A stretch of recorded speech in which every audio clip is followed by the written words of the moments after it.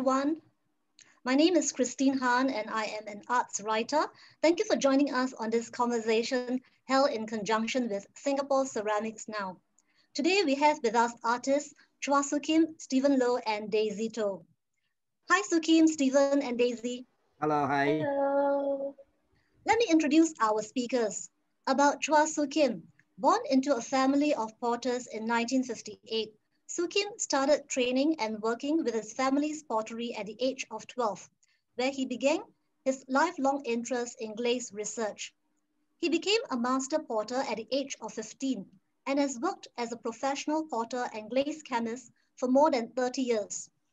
Soo Kim has participated in numerous solo and group exhibitions. His works held in various public collections, including the Singapore National Museum and US Centre for the Arts, among others. About Stephen Lowe, he graduated from Nanyang Academy of Fine Arts and later received his Bachelor of Arts from Curtin University of Technology. Stephen has received recognition such as the Vermont Studio Center Fellowship Award in the US 2009 and the second Jakarta Contemporary Ceramic Biennial Residence Award 2012, among others. Over the past 28 years, Stephen has explored different materials and forms and conducted numerous classes, workshops, and master classes in pottery. About Daisy Toh, she graduated from National Taiwan University of Arts with Bachelor of Fine Arts Ceramics in 2019 and School of the Arts Singapore 2012. She was awarded the France Rising Star Award and Scholarship by France Taiwan in 2018. Daisy presented in international exhibitions in France and Taiwan and is an award recipient of the Affordable Art Fair Young Talent Program Winners Solo Exhibitions 2019-2020 in Singapore. So today we are on this pretty fascinating subject of vessel. Vessel is a term used in the pottery world, pertaining mostly to hollow objects served as a container. The vessel has supported humans' daily lives around the world since ancient times. The role of vessel as a food container, as a bowl, cup, pitcher, or vase. And when we look back to the history of ceramics during the Upper Paleolithic Ice Age, 30,000 BC, we come to realize how the vessel has become an important factor in the development of human civilization. In this exhibition of Singapore artists working in clay, we can see a wide range of ceramic vessels and sculptural forms. It is interesting how the artists are attached to the vessel as an object of art, as they communicate through their hands and express themselves through the aspect of the materials, process, and form. We are excited about this exhibition and invite you to take a look with us. Let's play the trailer.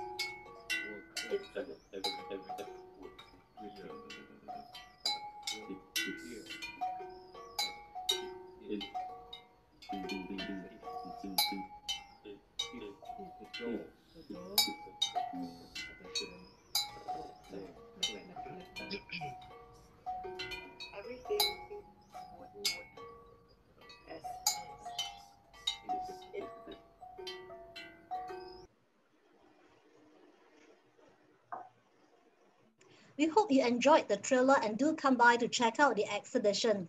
All right, if anyone in the audience has got a question or a comment to make at any point in time, please type +1 in the chat box. So we are on the vessel. Hello, Stephen, can we start with you? Yep, Let's sure. talk about your chawan. which is a bowl used for preparing and drinking tea. I like it that each chawan has a commanding presence with their thick walls, generous round mouth, deep interior space, and the earth-colored glaze.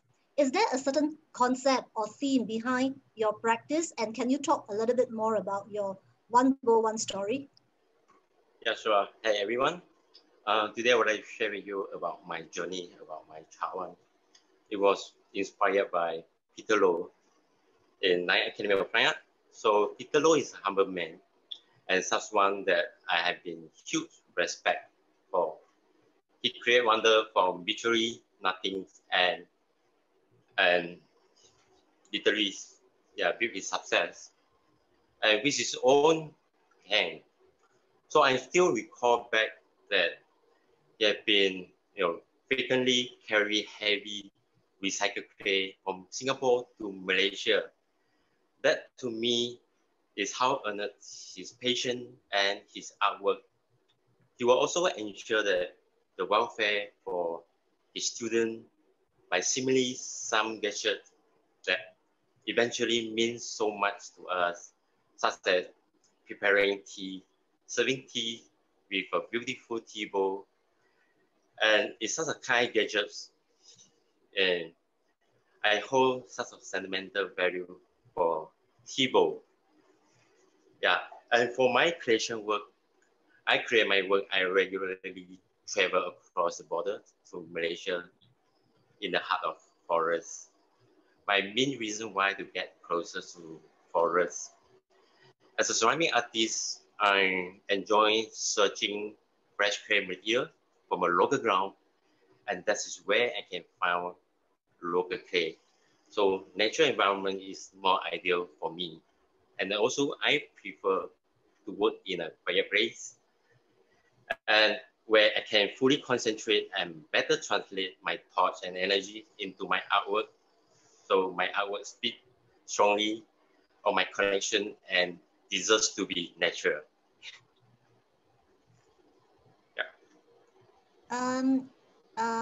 We take a look at the slide on the chawan.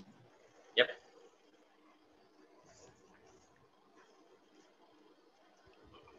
When do you make this, Stephen? Again? When do you make this video? One story? Yeah, that was last year. Yeah. Okay. Like internet, yeah. Tell us something about this. Okay, maybe first of all, I'm going to talk about my one bowl, one story. The peace, speed, freedom, and strength. And the closest I am to nature, the calmer I become. And the calmer I become stronger I get. So eventually, free, nature is where the most inspiration and influences. Yeah, it's just like a collaboration. So one of the most unforgettable thing for me was when I first contact with clay, I will use one word to describe. Okay, this word will be magic.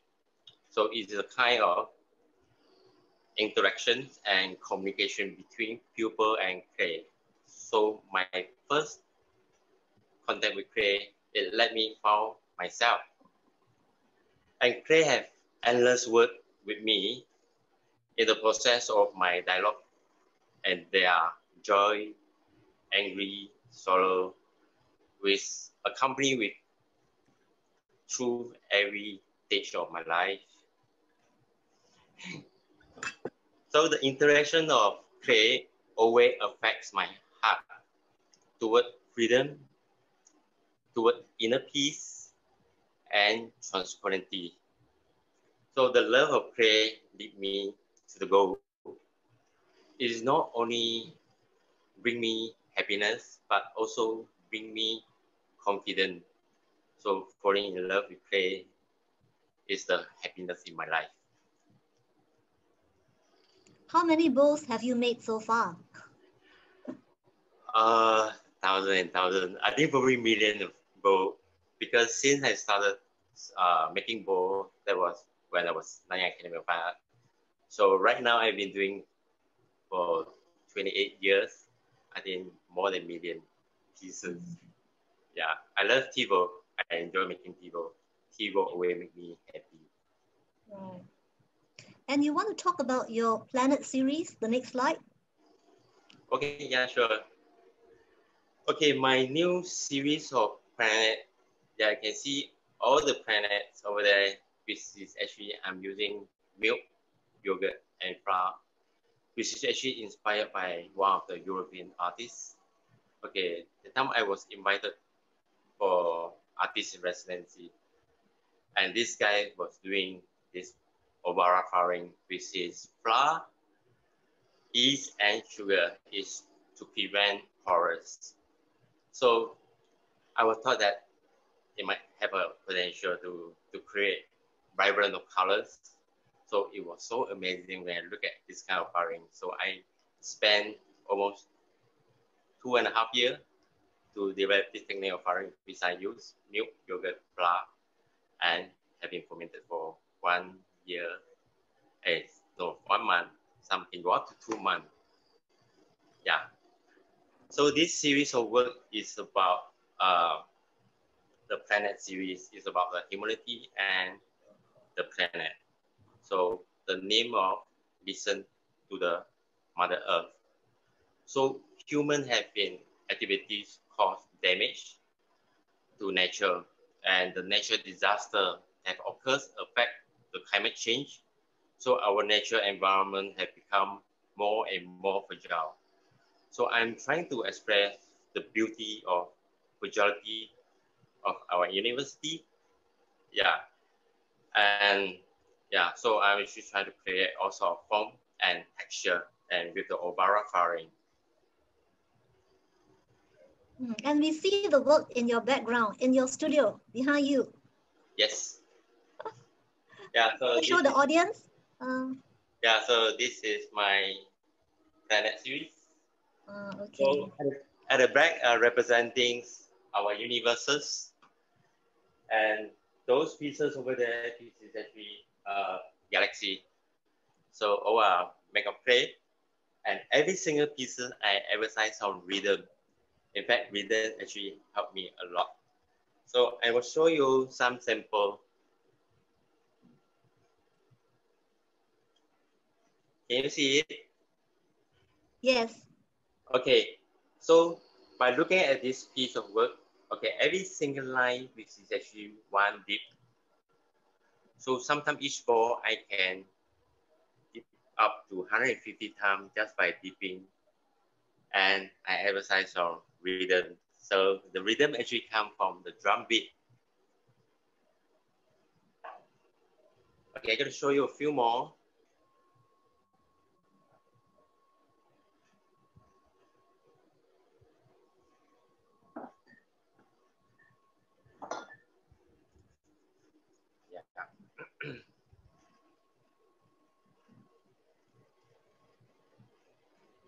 So you can see all the design actually turn up naturally is because of rhythm. For me right now, I can show you a little bit of music. Is it okay? Yes, please. Yeah, sure. Okay.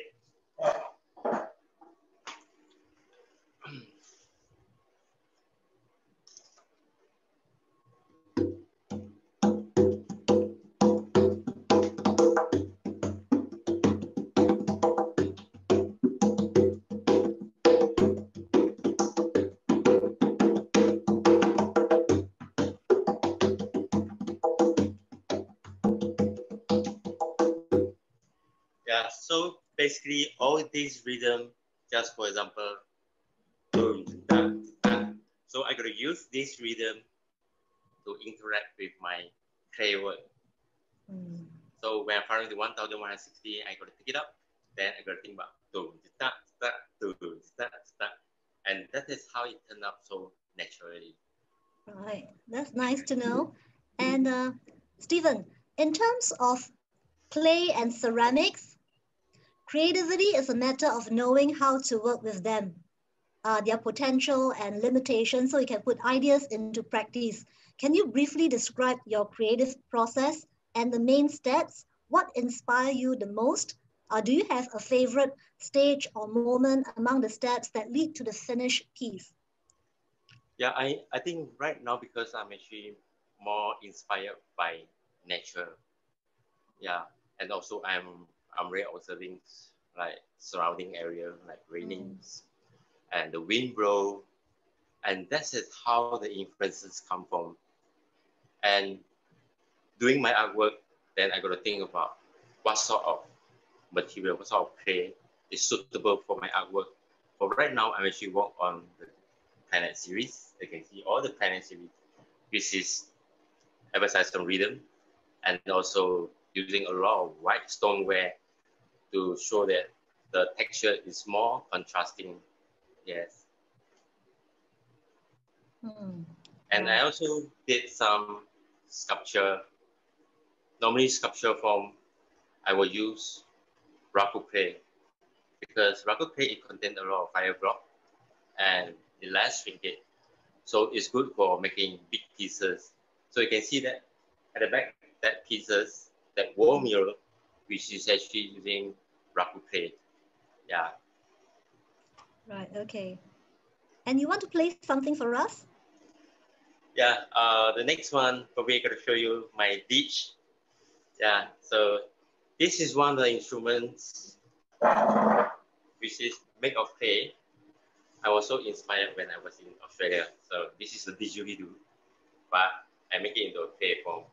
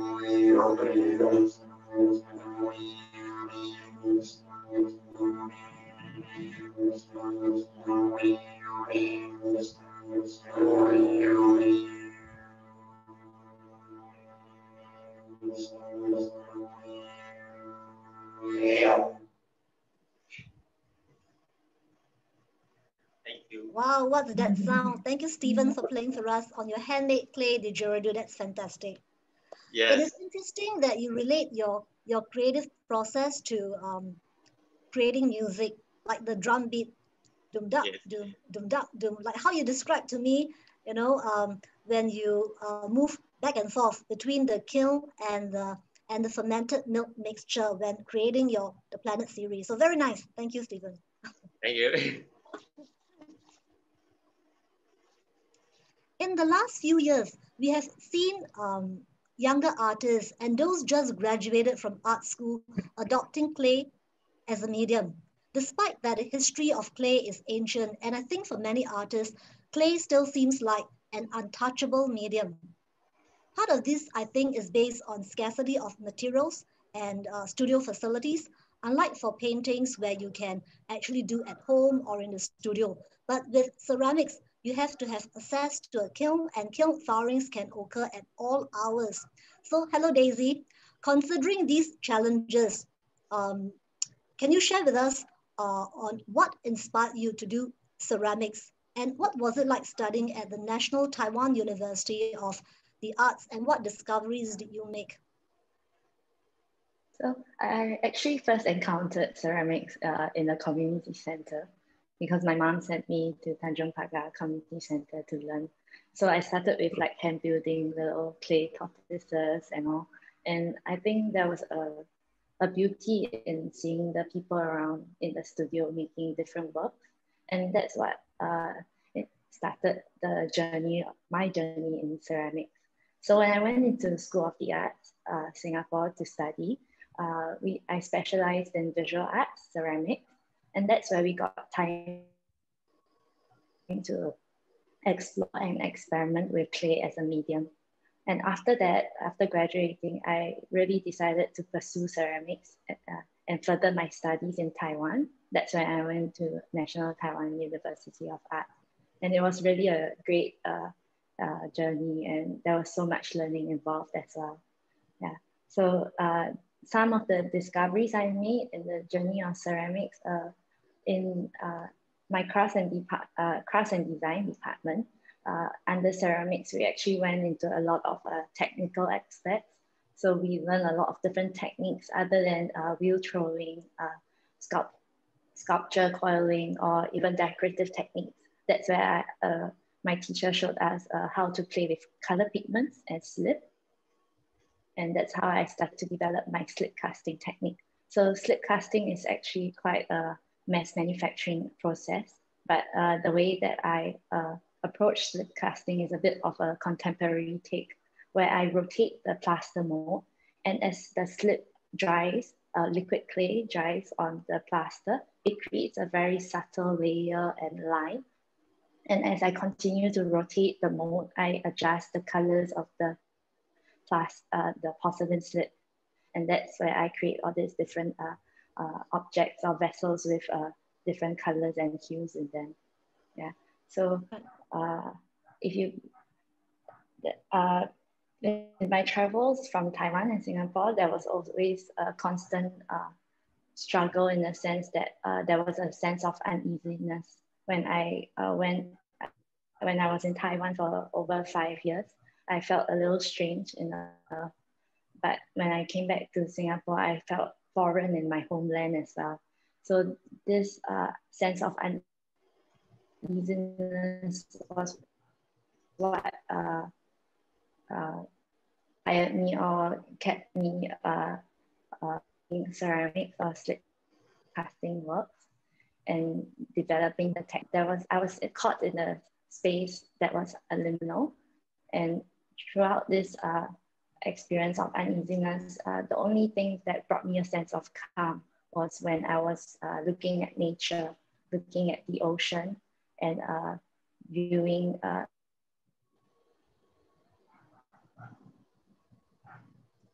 yeah, and you have beautiful nature behind you as well.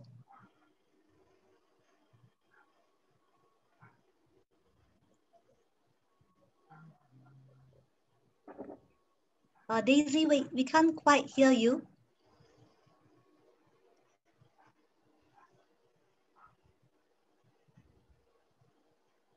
The screen seems to have frozen.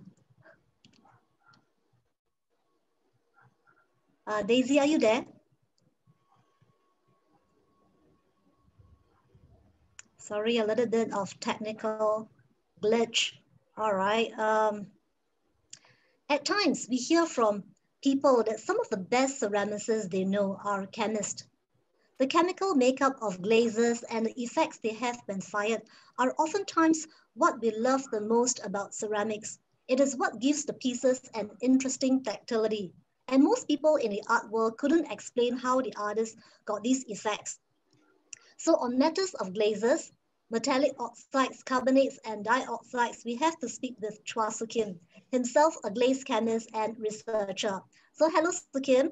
I understand that you make your own glazes, and which involves quite a lot of testing and tweaking. When we met in your studio the last time, you had mentioned that different clays would use different glazes, like celadon glaze to match with white clay, iron red glaze to go with terracotta clay, or stoneware.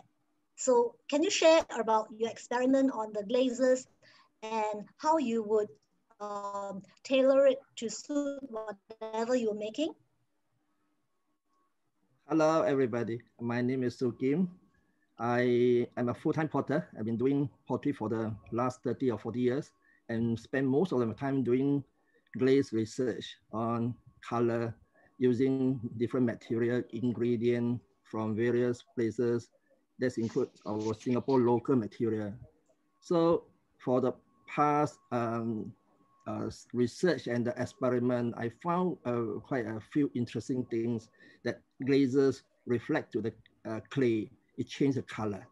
So for example, now today we show you a few types among all my series. The first one is called the celadon. So when I first test the celadon, use a normal stoneware clay, just like the meaning of stoneware clay may be inside contain a little iron. It have that kind of effect. You can see this one. it's a bit greenish. It's called this a celadon. It's very typical celadon. So the color, and then later on I move on to another clay, just like, I don't say purer, just a little bit iron. It turns into a bit bluish. So the color is changing. And then same as this one, similar clay. So at the end, I go for even the clay, I don't say totally no iron, very little iron, and it's called porcelain clay. The color changed into very interesting, the bluish, the blue color. So this one is to show that the ancient Chinese, the Song celadon, they are using what you call the porcelain clay. It shows the color so bright and even and shining. Unlike some other places that using the local clay from the farm, iron turn a bit yellowish. So you can see the color, same glazes, different clay in the kiln firing, turn out many results. So this is only, it's all iron glaze. So this is a celadon. And come to the iron red glaze, same as iron, but it's high iron content in the clay. So at first I fire, like this is one example. I fire, it's a more reddish at one temperature. This one temperature a bit lower, it's about 1200 Celsius. Then when it comes to, I increase the temperature, that it changed into like speckle. And at the end, I go a little bit higher, the temperature I go to a bit high, 1260, 1280. It turns into the crystal effect.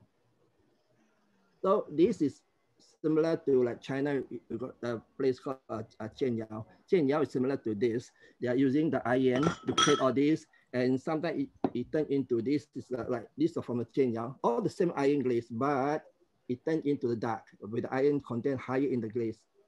And sometimes I put a little bit of other color on top of it. It turns into a heifer, similar to the Jianyao in China, in Fujian Song Dynasty. So the color is keep on changing. So these glazes, it fascinates me and interesting. Even like use the local material, our local raw material, just like terracotta clay as a glaze material ingredient. I use a marine mud as a glaze ingredient. It turned into another color, very interesting. So this is what I had done the research for the past. And also this is part of it. Another one, it's called a copper glaze for the chun. I'll show you another one. So when I have some sample.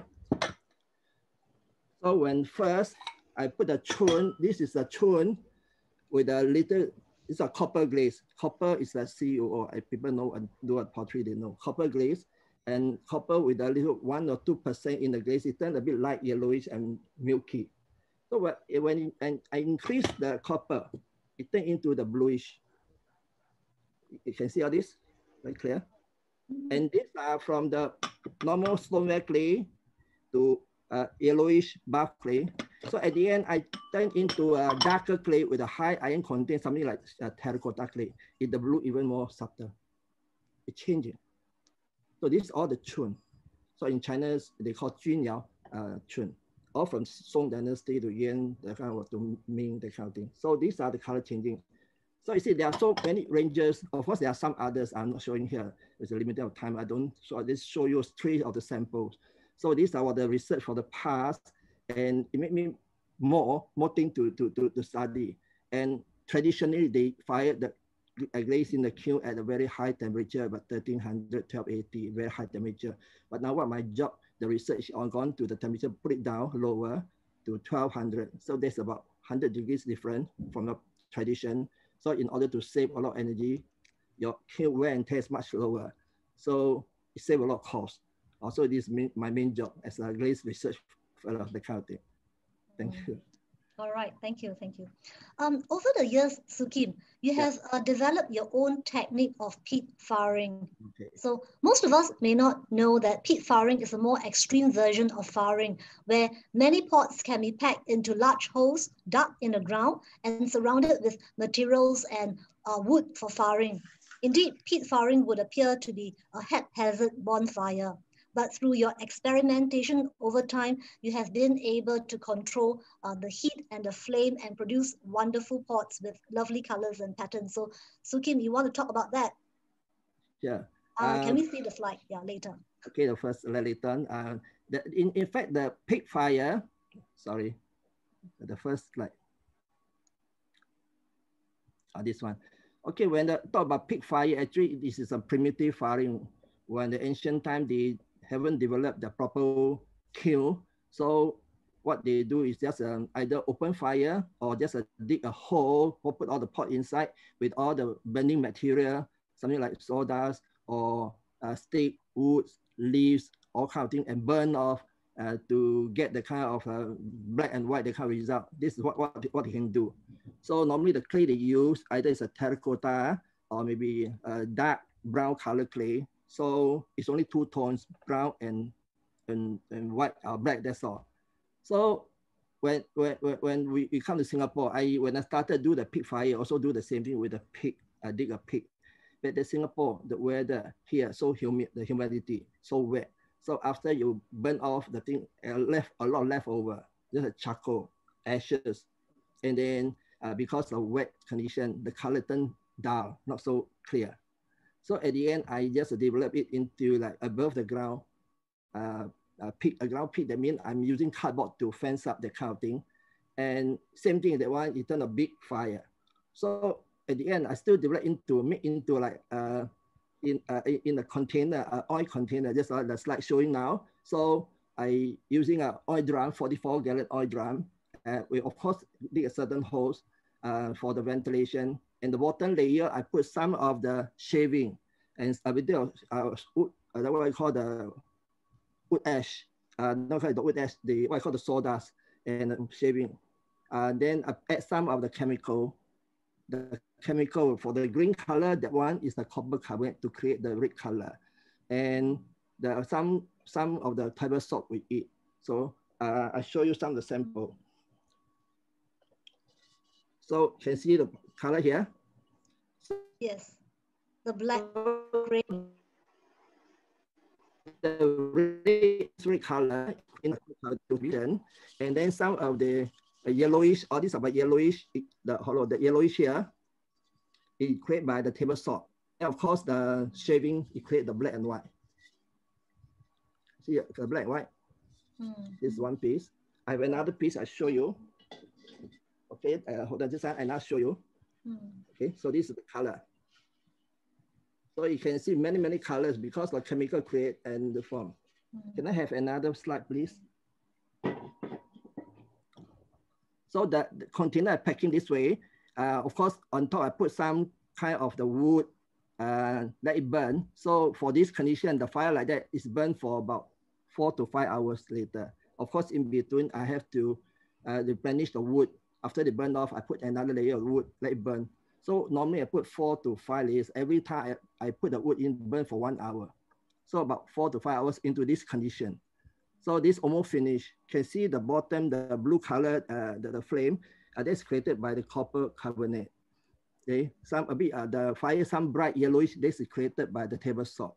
I only put these two. Of course, before that, I ever put some other material, just like banana skin, orange skin, some other kind of like cow dung.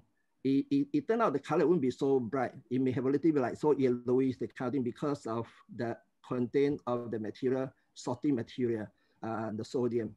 So at the end, and also when you get some smell. So I don't do that kind of thing. At the end, I just chose a simple material, just like copper carbonate. Sometimes it be copper sulfate, the bluestone for the what I call the gin, the kind of bluestone, and soda ash, soap powder, what we call. I create some kind of color. But of course, the soap powder is too expensive. So I use the table salt, it's very cheap. One packet only 50 cents, and it can create a lot of colors. Okay, so this is almost finished. So the finished product is into the color. Can I have another slide, please? This is the finished product before I wash off. So you can see some colors on the left photo. That one is here, the black and the white, center white is the right side on the red on the right hand side. So the red, all these are create all these chemical and interesting. Sometimes it can have many patterns. and these are unpredictable. And it turned out what it is. We find what it is, but more or less we can control a little bit by amount of the shaving, amount of the wood we put in, and length of the firing. We can control a little bit to get the color more subtle and more variety. So it's interesting. Of these techniques, I developed not only outside, the oil drum. I put the sawdust and shaving into the kiln, into at the end into this style effect. So in the oven, it's called something of sawdust firing. They call the Sega fire. The Sega is something like a container. So put all the shaving and the chemical inside, and they have more colors. Then of course on top, I even use the kind of seaweed from the seaside. Nobody want, because it contains the chemical called iodine and the salt. So it creates the interesting effect, the line pattern, the counting. So this is in the oven, in the kiln, in the gas kiln to fire. So it can even better control. So you can see the develop from the open fire tradition, a pit into the control of the container oil drum, and then go into the oven. So it can create a beautiful and interesting work of the sawdust firing. And it is different from the raku fire. Raku fire is another kind of sawdust firing. So I have done this for many years. Even now, I'm still doing. And is there a difference between Sega firing and peat firing? They are similar. Only thing the atmosphere is different. The peat fire is outside is natural opening, the kind of atmosphere. In the kiln, we can control the temperature. So the peat fire outside in the oil drum, I tested the temperature gone up to 950 maximum. So to create the kind of effect. But in the kiln, we can control, go up to 1050, even higher. Why we need to go higher? Because it burn off the material, the chemical, it gives even better colors. So if you have an oven, it's good to use kiln to fire your Sega fire, turn out better result. Of course, if you don't have the kiln, you can use the oil drum, still have. Maybe longer firing, it's not 5 hours, maybe 6 hours, more wood to add in, the temperature go a bit higher, it might reach that kind of effect. But of course, the kiln can control better. Right. And to achieve these colors that we have here, the red and the black, how many materials do you use in the kiln? Yeah, only two. The red one is a copper carbonate. Somebody uses copper outside, it's copper. So copper, it treats green, but under the fire, the smoke turn the copper into the reduction cuprous into a red color. And then the salt is a sodium chloride, table salt, sodium chloride. When you fire, it burn off and the chlorine go off, become a sodium. Sodium stick onto the clay, become yellowish color. So you can say some part of the yellowish, reddish. Of course, the black created by the sawdust. And the best you use a white clay, lighter clay body. You see the contrast is much better. Of course, the clay body, good to have a little bit of sand. So it can better resist of the what I call contraction. So the less breakage. So there are certain clay body is good for the peat fire. You don't use porcelain clay. The porcelain clay for peat fire, it becomes disaster because it's too fine. So most of the crack is very high, the percentage is very high, surviving rate very low. Right. Thank you, Soo Kim. Do we have Daisy back with us? Yes. Yeah. Hi, Daisy, we missed you. All right. Yeah, so where we left off, Daisy, I noticed that many of your vessels have got a geometrical structure and they alternate between concave and convex forms. There is a nice rhythm in the harmonious colors, and sometimes I feel like I am looking at a painted still life or landscape. So can you talk about your experimentation with form and slip casting and what guides you in your choice of colors? So on the slide here, all the these are the few vessels that I first started doing in Taiwan. That's where I experimented with the color slip, and in the middle picture, that's where you can really see the line details of the slip drying bit by bit in each rotation. Yeah. So I chose organic forms to cast my works in the next slide, because the slit flows quite naturally on the organic forms, and that's really captures how the fluidity of the slit and how the organic forms look like after they've been taken out from the plaster mold. And in the next slide, I play with like a lot of different perspectives of slit casting as well. On the most far right is one of my recent works where it is of the same mold, but I cast at different angles, or I take out the slit cast work and slice it at different angles as well. So they all look like different objects, but they actually come from the same mold. Yeah. So this process of slit casting, right, is like what I mentioned, mass manufacturing production process. But when I went into internship and residencies in China, I really got to explore a lot in their porcelain factories, where they cast day-to-day functional wear or even sculptures in porcelain. And that's where I really developed and learned a lot from the master potters and mold makers over there. So in the next slide, those are some of my more recent works. These were the ones on the left is my graduation work after I graduated from Taiwan. So from like different hues of blue, I slowly sort of transitioned into colors, because in the porcelain factories, there were so many colors to play with. And that's where I explored different colors, a brighter color. And on the right hand photo, it's a shot in process. In the next slide, that's where the colors really show. In the final work, right, the colors on its own is very vibrant. And I think it brings me a certain sense of joy as well. And on the right-hand photo is my recent work from a solo exhibition in Ion Gallery last year. The exhibition is called To Return from Sojourn. So after the 4 to 5 years being away from home, I actually settled back in Singapore, got a studio space and tried making works in Singapore as well. So this series of work is actually titled Omiyagi. Omiyagi actually is a Japanese culture where people who gone for travels bring back home a little gift or souvenir for the loved ones at home. So it's a series of 79 small objects, and each have a different color gradient, and they still hold that slit casting texture inside. So they nestle quite closely in the palm, and they represent the 79 months that I've been away. Yeah. So essentially, this is the color palette that I work with as well. In the next slide,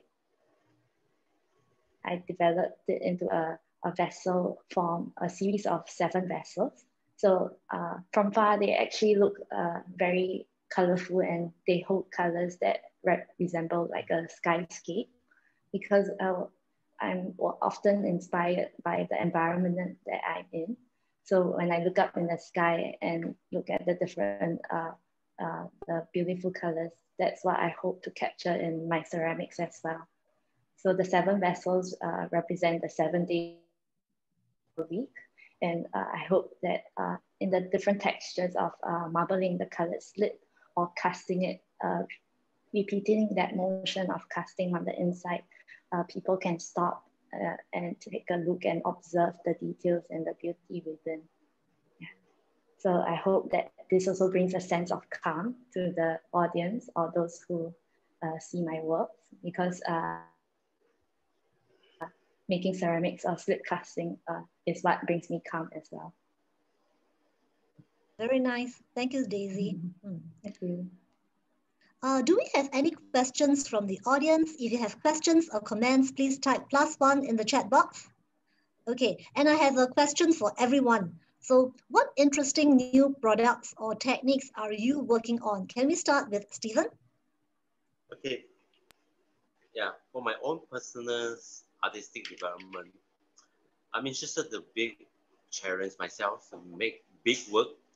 Yeah, and also probably going to start doing my planet series. This actually go with light.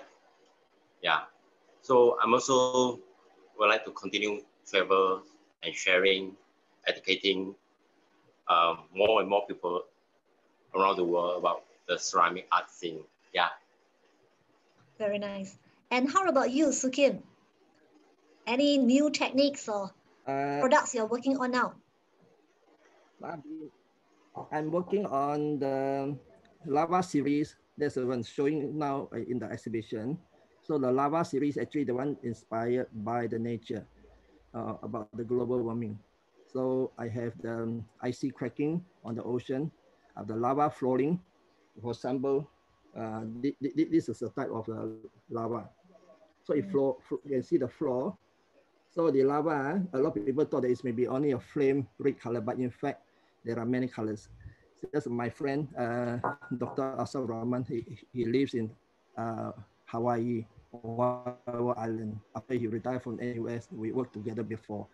He said the lava got many colors because the lava from the volcano it erupted out is red, but when it cooled down, it turned to like blue if it contained some cobalt inside. If it turned green, some contain some chemical inside, other colors. So I'm working on this series so to show all the different kind of a lava color. I've been working for about 3 years. I'm still exploring further more. Of course, now I'm very interested about the icy cracking. That is called the crawling glaze. Even as Stephen even work on the glaze also, the kind of crawling. But I work onto the clay. It's a different style, like ice crawling, because the global warming caused the ocean, like North Pole, normally at September, during September, the ice, the sea should be frozen by ice. And then the rain sea will come in, the polar bear will eat that kind of thing. But for the past many years, global warming, September is still not frozen. So you can see the cracking ice when the rain sea will never come back on time in September. And then the polar bear, there's nothing to eat. So we will predict if we continue this condition, the polar bear will extinct in 2050. So I'm working on that kind of series to let people know the the global warming, the icy cracking. So we have to do something. But of course, somebody say the global warming is by a cycle of our planet, our solar system. But yet we have to do something. So I'm very concerned about this. So still working on that kind of a series. This is another work of this. This is a white color. White color, the lava. Okay, you see the bit red. This is because of the lava red turning cool down to become white color. Still working on this series in many colors. And so I, as the chemist doing glaze research, I can use all kind of material with my full resource over here. I can try all sorts of colors. So it's a kind of awareness of the global warming. So keep on doing this series. And you have always been interested in the environment in your Yes, series? right. Yeah, even now I'm trying to get our local material to produce the kind of beautiful glazes. A lot of people say Singapore is so small. Where you find the material? A lot everywhere around you. Just a normal lalang plant, you burn into the ash. It's very good phosphorus, the kind of ash turn into very beautiful glazes. So I'm exploring all this, even with the local clay as well. So keep on doing. All right, keep it going. And how about you, Thank Daisy? you. I hope Any to new continue products? I hope to continue my develop my technique for slip casting and possibly making bigger works. And that means like bigger molds as well, which is not easy because porcelain shrinks at a very large percentage. Yeah. So I hope to continue to push that boundary, but yet retain that intricate detail and form of slip casting. Right. All the best, Daisy. Thank you. Okay, we Can have I a ask a question from Daisy? Yes. Oh, yes. May I know what temperature she fire for the porcelain clay? So when I first came back to Singapore, right, I actually was very used to Taiwanese clay, right, or where they import from Japan as well. And then that's why I had to source the different porcelain that we have in Singapore, but they were all imported and a little expensive. So from my residency in Jingdezhen, I actually sourced porcelain from there and imported like a ton of porcelain into Singapore. And then I fired the porcelain at 1230 degrees Celsius. Yeah. Okay, thank you. And because most of my pieces are unglazed. So I try to keep the color pigment and the clay as it is. Right. Okay, thank you. We have a question coming in for Stephen. Okay, it says, I love Stephen's planet. Wow, you have got a fan. Can you explain how you created those beautiful patterns on each planet ball? Is that done by painting with underglaze? Stephen? Oh, actually, those planet series is actually made of clay and using milk, yogurt, flour, and have been fermented for 1 month, some for 2 months. And the most important thing is actually I emphasize on rhythm. So every single ball I find to 1,000 socket in, I actually interact with the ball, with music. Yeah, that is how it turned out naturally. So there's no repeating at all. Yeah. All right, thank you, Stephen. And guys, do type in your question or comments if you have got more. We have got, some time left. Yeah, okay. Okay, I've got a question as well. What is the constant source of inspiration behind your work? So maybe, Stephen, you talk to this first. Again, can you repeat the question? What is the constant source of inspiration behind your work? Behind my work? Yeah. What inspires you? You talked a little bit about nature just now, right? So you want to elaborate a bit more? Yeah, I think probably because of during the COVID and a lot of things is actually inspired.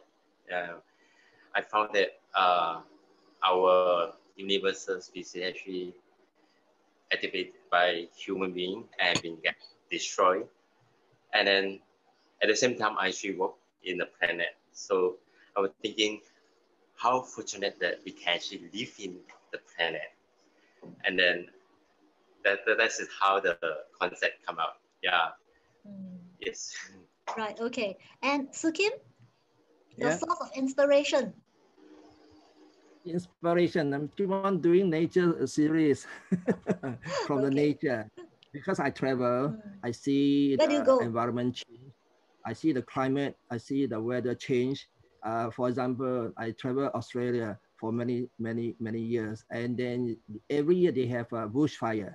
It's no good. It's because of global warming and the terrain change, the people change. You know, even the human temper change. So I'm working on my series to let people more awareness of the global warming. So this is my main doing for the another years, 4 years, 5 years maybe, keep on doing, but different color reflection, that kind of work. Right. Okay. And your thoughts, Daisy? I feel like there's a common theme of nature with all three of us as we source inspiration from the environment we're in. Yeah. So I look for like those moments of beauty in nature. So when I was in Taiwan, the pace of life was a little slower, and I had a lot of opportunities to go out to the sea, to the ocean, to see like these waves and all those like rhythms of nature that inspires me as well. So when I was back in Singapore, I was a bit stressed or worried like how I could find these moments of beauty in this fast-paced society. But I feel like Singapore is still very beautiful and there are those moments of beauty. Yeah, so that's what inspires me and makes me continue making my work. Right, okay. Another question coming in. Do you feel like your pottery has changed over the years? In what ways and what were you thinking? Stephen? I think there's a big change. Yeah, before that I was actually doing things that which is functional, like keyboard, and then followed by outdoor sculpture. And because of there's a lot of things which is happening because of I've been moving studio all the time, and I got a limited space for me to create my work, and that's how it turned out my planet series. Yeah, you don't need a big space, but yeah, you only need small space so I can actually make small planet and then experimenting with different kind of firing. Yeah, that's the thing that I've been changing these past few years. Yeah. Okay. When you had your studio in Malaysia, right? And now in Singapore, so yes, also different environment and inspire you differently, right? Yes. Yeah. So right now I can't even go back to Malaysia because I really fall in love with the nature where I can actually create all my artwork. Yeah, and I have a big kiln over there. Yeah.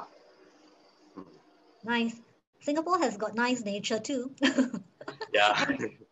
And Soo Kim, how about you? Has your pottery changed over the years?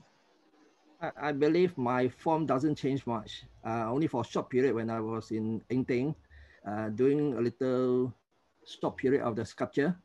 Then when Engting advised me, say, go back to your strong point, the round form. So I don't think my form changed for the past 20 or 30 years, but the color keep on changing. Even get brighter and brighter and more colorful, more variety. Unlike my tradition training in my family, doing the only 3 or 4 colors, the local celadon, the local tamaku, and then very light kind of a transparent glaze. But now I developed into have about 260 colors for me to choose to use using different material. Of course, when I started, I have to import material from overseas, and from Australia, from England, from China, from India, America. But now I try to use our local materials and Malaysian material. Not only the cost is cheaper, also because we try to use our local material to reflect our local taste of the ceramic works. So the identity, very important. So when people ask me, say, what glaze, what material you use, where you from? I can tell them this, oh, our local, either Singapore, Malaysia, or from JB.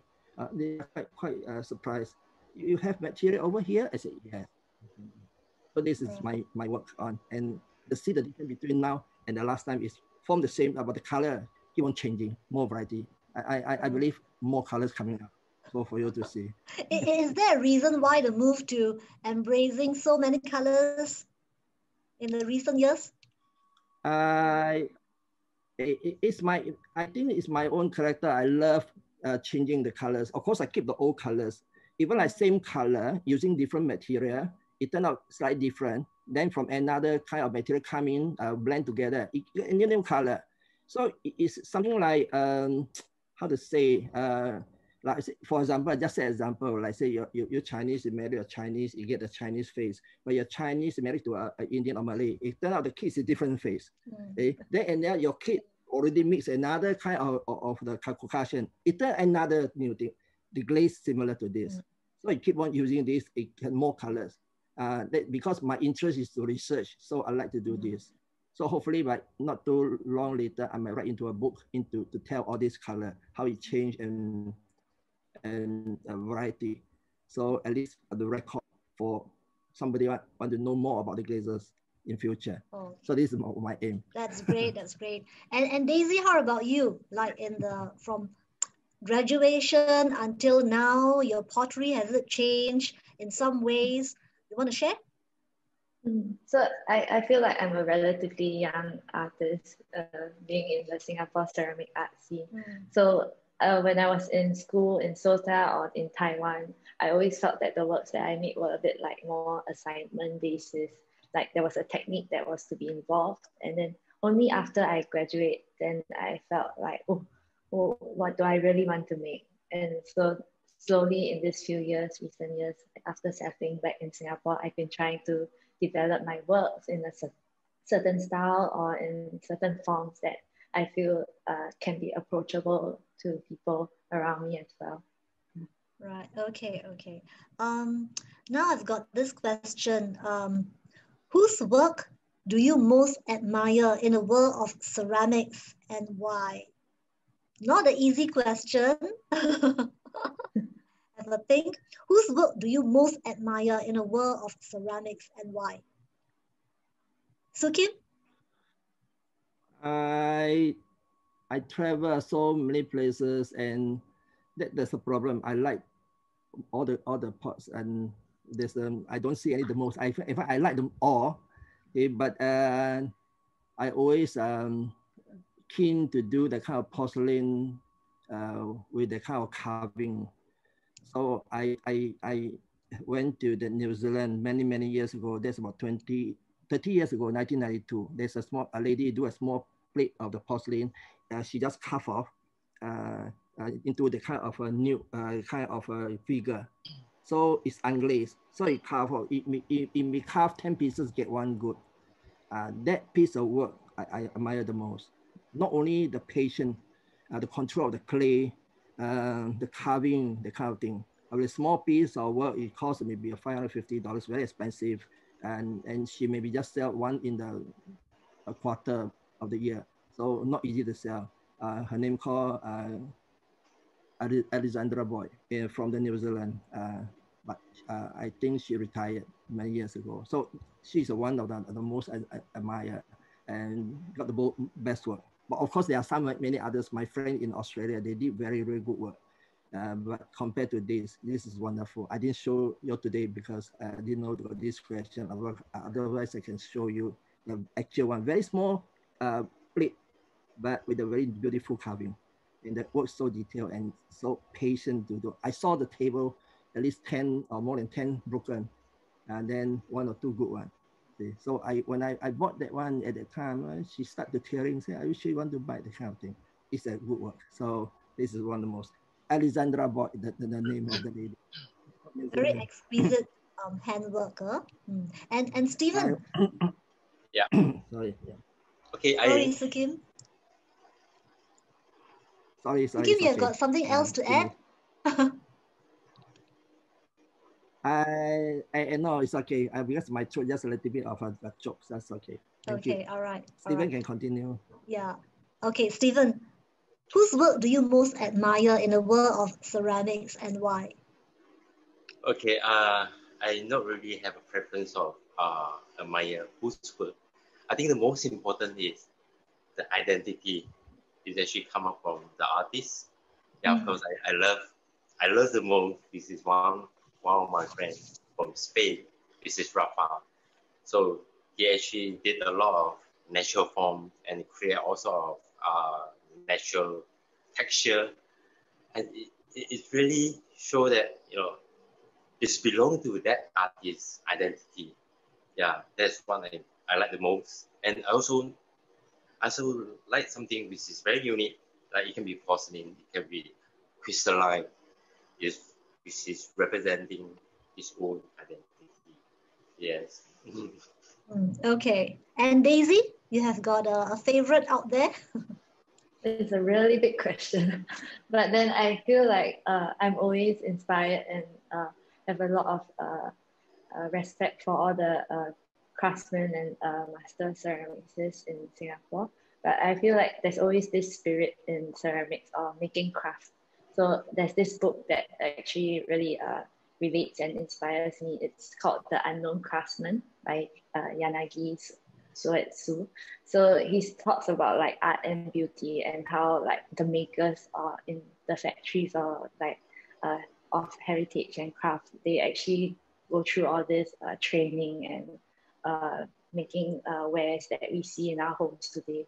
So I feel like ceramics being in the community is always there's always this spirit of making and just going through that process, and this craft is just like what draws me in yet so again. Yeah. Nice. Okay. I have a question here for Sukim.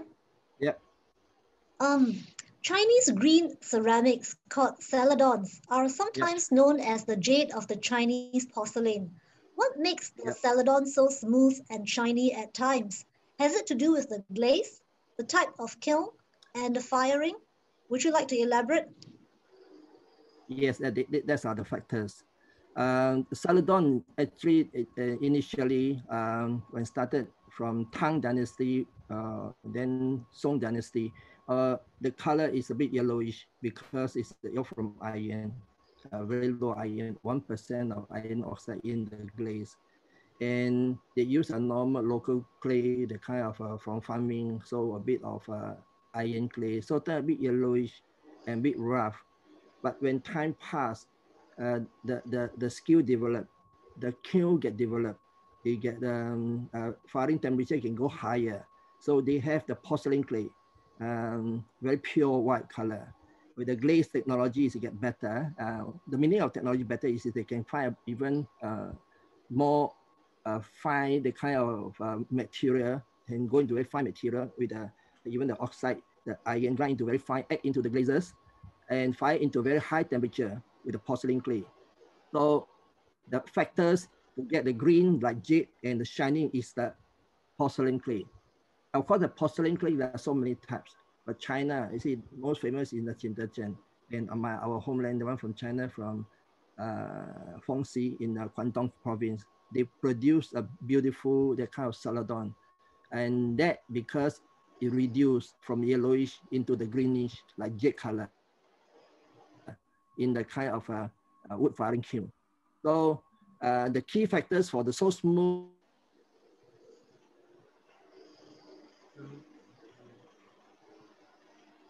and the shining is the kiln and the clay, these two. So these are the main factors for the celadon.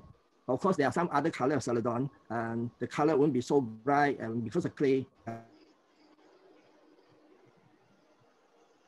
factors. So you want to have the good celadon, green and nice, you got to get the good clay. The meaning of good is a porcelain, pure white clay, with a pure kind of iron oxide to get into the glaze or the wood firing to get reduction to get very nice jade green color. So the key factors, the conclusion is the key factor is the clay and the good glaze and the kiln firing to this to get the good color. Right, and Sukim, you have a product called Celadon Cracker. Do you have it here to show us? Yeah. You see, this is the first Celadon cracker. It's a Celadon glaze, but the glaze itself, I work with the raw material. The cracker created by the chemical. Every clay and the glaze in between, they have called the one solvent called COE, called coefficient expansion. We can calculate.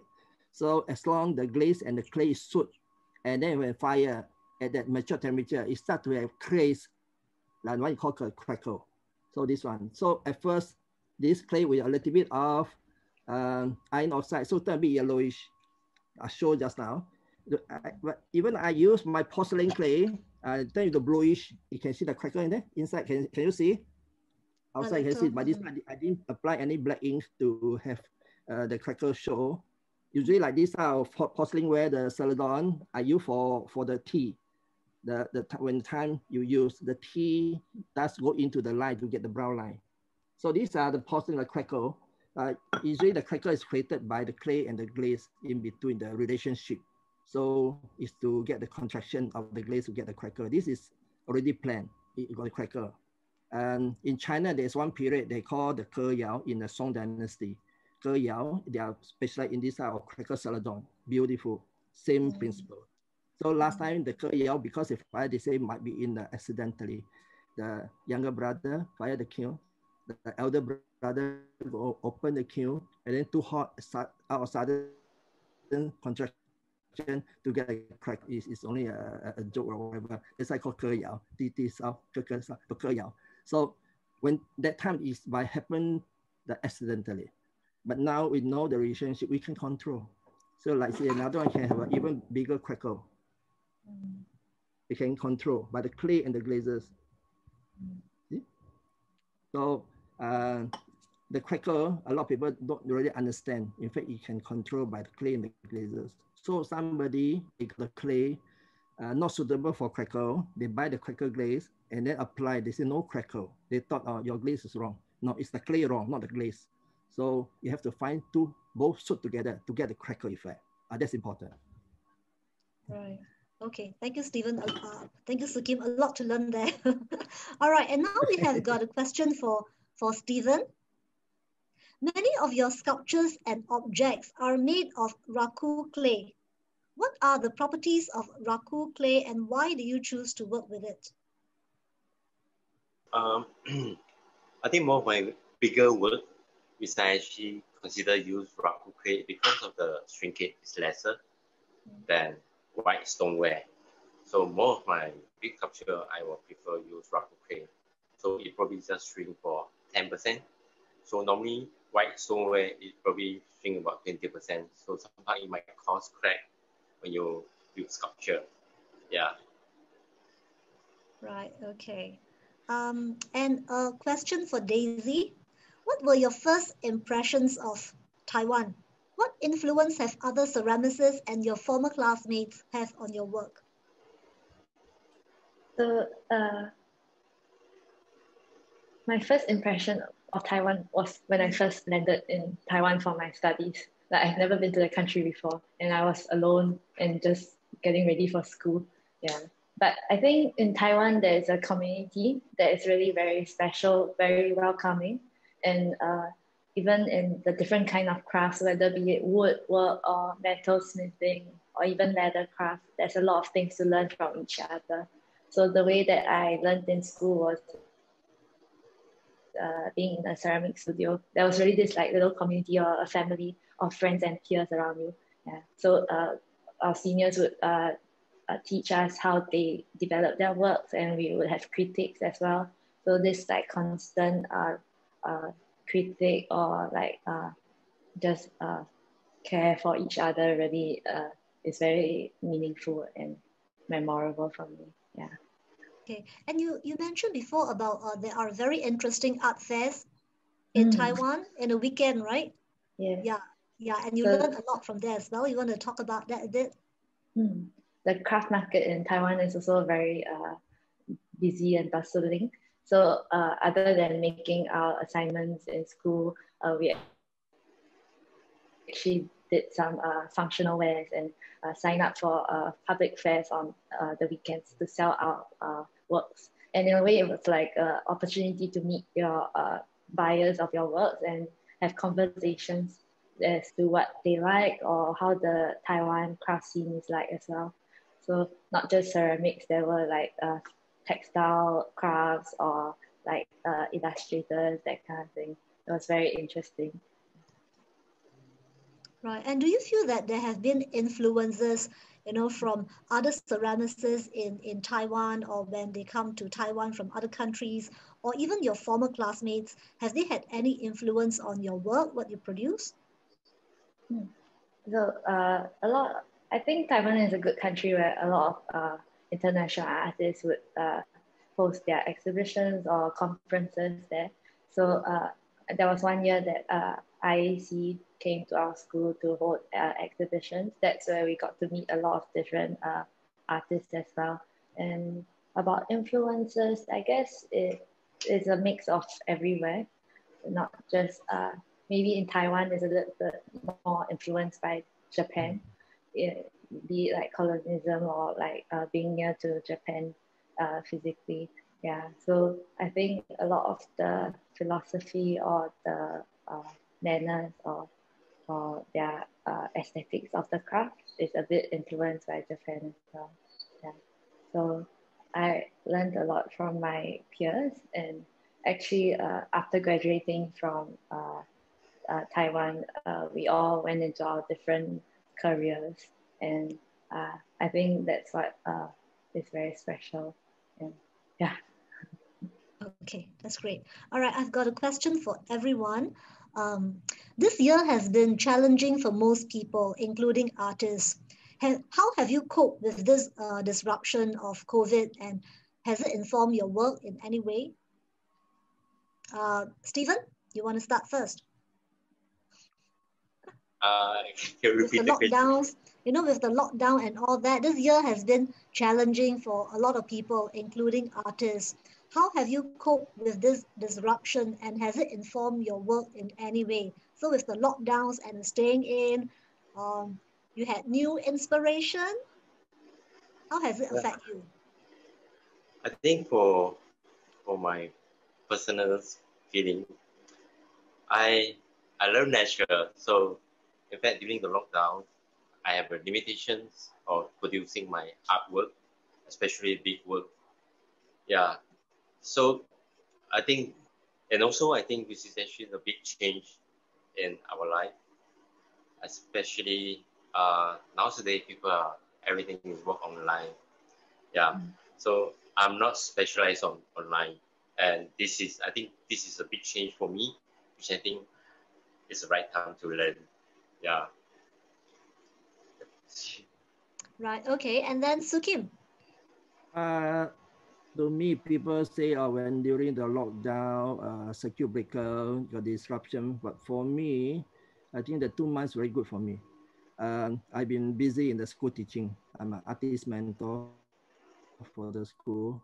While we are 7, 8 school, but during the period of 2 months, it let me cool down and give me time and room to develop. That's why I developed into that Celadon, the Iron Red, and the Lava series. I have checked, calculated what I've done. I've done the vase for 78 pieces. I've done 250 bowls, and plus another 3 or 4 a big firing. So during this, I found something new. So it's good for me. Nothing disruption, but so it's good to have a short period of the cool down instead of keep on teaching. Too many teaching also good income, but the problem your skill or your knowledge may be slow down.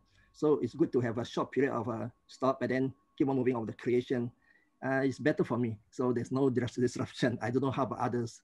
All right, very productive, very good. And Daisy, on your end, you had an exhibition as well. Yeah, so I was the start of last year, I was preparing for my solo show end of the year, but midway COVID hit and we had a lockdown. And overnight, I had to shift my entire studio back home. That took like 2 car trips to and fro. And that's where I set up my makeshift studio at home in the balcony where I'm in now. But then I found that it wasn't really productive being at home because I think home is a place of rest. So I also took that time to really think more conceptually in what direction I wanted to make my works in. Yeah. So in the day before COVID, I was working at a full-time studio manager and pottery studio instructor as well. So we couldn't really work from home as well. So what we took that time was to rest and just be ready for when like phase 2 open up. And then that's where I really had to focus my time and energy into working and creating my works at the site as well. Yeah. Right. So rejuvenate. So I really learned a lot lot from the whole lockdown process. Right. So rejuvenate and come back stronger. Huh? Okay, nice. A question for Soo Kim. What are some features of Chinese ceramics such as Jinware and Jianware from the Song Dynasty?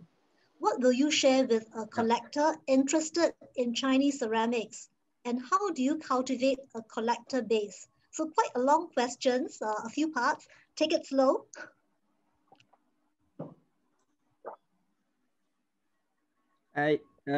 Junware in Chinese called Junyao, and Jianware is called Jianyao. Actually, Jianyao is from Fujian, or from Tang, and developed in Song, then fully developed into Yuan, Ming until Qing Dynasty. So Jun Kiln actually is for Chun glaze, is a copper glaze, and the Jianyao is a Temuku, especially Jianyao for Fujian. And they find the kind of oil spot Temuku from the Temushan. Temushan is a tea mountain. So they produce a lot of the kind of Temuku, Temu one is called Temuku bowl, black color, and some material add in the turn into the half oil spot. So these are the periods and from what you call Song Dynasty, the fully developed. I don't have a picture here. It's similar to sorry. This is one of the oil spot from Jianyao. Is similar to this side, the oil spot. And then another one is like this side of the heifer. You see the line, the heifer is from Jianyao. Now, of course, now we imitate from there. The old ancient time, they are very beautiful, the heifer glaze, the Temuku glaze. So I'm sure the person who asked this question is a collector. So he wanted to know how it from and how it developed, the kind of thing. We can imitate, and it's a normal iron glaze with the rutile and the titanium in the glaze to get the heifer. And then with the very precise of the kiln control. Of course, now we got a kiln controller. Control the temperature, the climbing rate, the soaking time, the cooling time, because the iron cooling at the different stage, you get different color. So we have all this. But in ancient time, they can't have this. So when they're firing, depend on the weather dry, the firing go fast, and it turn out normal thermocool. So when maybe winter time, cooler, a bit wet, so the temperature climbs slower, and yet more smoke become reduction. It turn into heifer. So these are by the way, also the clay also. Normally for jianyao, the clay they use is from the farming terracotta. You call tianbani. It's from the terracotta from the because the clay itself already got the iron. With the iron glaze, it turns into very beautiful of the oil spot and the crystal, the kind of similar to like this is like iron red glaze. It's part of the jianyao, the kind of work. So it's from the Song Dynasty. Same as Chun. Chun, as I show you, the original is very light. It's called the milky glaze or called opaque glaze. In Chinese called the Lu Baiyu. So it's contain tin oxide and plus some kind of opacifier. But of course, when time passed, the skill developed, raw material, you get a different material. It slowly turned into like this type of more bluish, the kind of thing with the clay. So these are the Jun. The one just on the iron is a Jian. So from period, very wide range to talk. You can have maybe 1 hour to 2 hours to talk about all this. This is a very brief history background and the iron and the copper content in the glaze. This is a very brief one. Right, great to know that. And okay, with collectors coming to you who are interested in Chinese ceramics, what will you share with them? I'm not an archaeologist. What I can tell is about the glaze. If you can show me the work, the glazes, what I can tell is the firing temperature, the glaze, good or no good, this is another story. It's very subjective. But the glaze itself is what kind of glaze. Because some collectors, they are particulars about the glaze, the effect, the heifer, the fur to what extent. They use the kind of, the glass, manufactured glass to see the line inside to show, the reaction. The one what I can share is about the glaze property, the material property, and the clay, whether this finding what temperature is high temperature or low temperature. But if you want me to tell how old, what is the value, I think what I can't tell. I'm not the antique collectors. I'm not the archaeologist. Right. So what I can share is only the knowledge of the glaze. Okay. And how do you cultivate a collector base from your practice? Cultivate. So when people interested about certain things, they are don't study the background. They don't study, the kind of works and behind. They just like it. So in the market now, a lot of imitation in China, in even like Taiwan, even like Malaysia. Some of the expert or potters, they imitate the kind of work, and then they say this is an antique. So for antique collectors or maybe ancient work collectors, I suggest them to go and study the course, take up a course. In market, there are many courses. Even now online, they can tell you how precise of the period and also the material.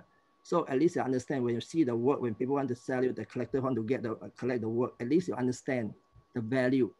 Even that one is not antique, long, the old work, but the techniques of the work and the glazes apply on the work and the firing techniques. With the price, it may be what I call the collectible, the kind of thing. So a person really want to do this, I suggest them to go for an online course or maybe take up a course so understand more. I remember many years ago, I know now, NAFA, they have a course for this. So it's to tell people, if you're a collector, how to do how to choose a ancient or old work. And they don't call it antique. And the name of antique is very sensitive. They say old work, how you collect and to what kind of standard. worth to buy or not worth to buy. So it's going to study the cost. Okay, I think that will be interesting, huh? For some people. A lot of things to talk. Right. Okay, a general question for all. What is the difference between fine art and craft items? Do you think there is a difference? Start with Stephen. Fine art and craft. Yeah. I think to me, fine art is actually more variety. You can actually correlate with different material, different idea, different concept. But to me, a craft is actually it's a production. Yeah. So sometimes we need to combine. Yeah, which I think is actually is the same of art. Yeah. Right. Nice. And Daisy, how do you feel? Like being in the craft and graduating from craft and design, we always question like what is craft and what is art. So I think like there's three main factors that you can define fine art or craft by. It's the purpose, its functionality, and the aesthetics of it. So I think there's always a little bit of a gray area or overlap of both. And I guess it's up to your personal like perspective of the object as well. So like a piece of craftware from a very long Ming dynasty can be regarded as to fine art now as well. Yeah. So I guess it's very subjective, but that's the beauty of it as well. Okay, good to know. And your thoughts, Soo Kim, on this question? There's always the argue point of the art and craft, but they are together. So always blind point, symmetrical thing, this is a craft, and then the uneven things is the art. So it's wrong. So if no craft, there's no art. So you must say it's a craftsmanship to a certain level until you are so good that your craft do until so good to the level, and the higher level is called art.